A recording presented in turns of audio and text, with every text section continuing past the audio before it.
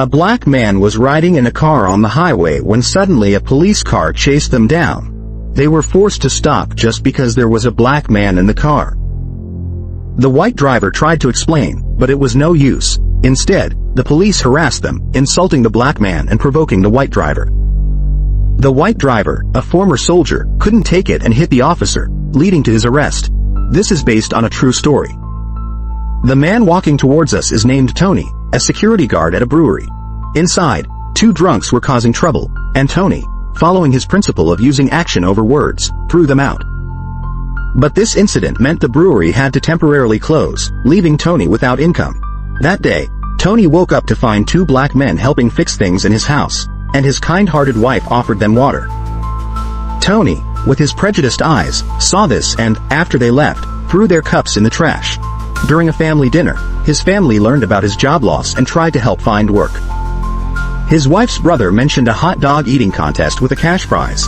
Tony didn't hesitate and joined the contest. The rules were simple. Whoever ate the most hot dogs in an hour won. Cheered on by the crowd, Tony won the contest. When he got home, his wife asked if he lost, and Tony pulled out a $50 bill.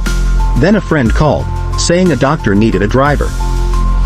Tony didn't hesitate and went for the interview. As he sat down, he was curious about his surroundings. A black man named Sprite, an outstanding pianist, approached him.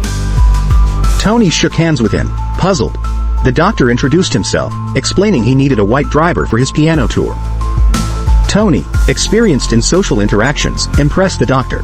The tour was in the South, where racial discrimination was rampant, especially against black people. The tour would last until Christmas, but Tony had a family. The doctor, afraid, promised to meet any condition. Tony said he needed $125 a week, and the doctor agreed. Tony went home and told his wife about the interview, and she supported him. The next morning, the doctor called, asking to speak to Tony's wife, worried she might miss her husband during the tour. After the call, Tony comforted his wife. Before leaving, the staff gave Tony a book, more like a guide for black drivers. Tony and the doctor set off on their journey.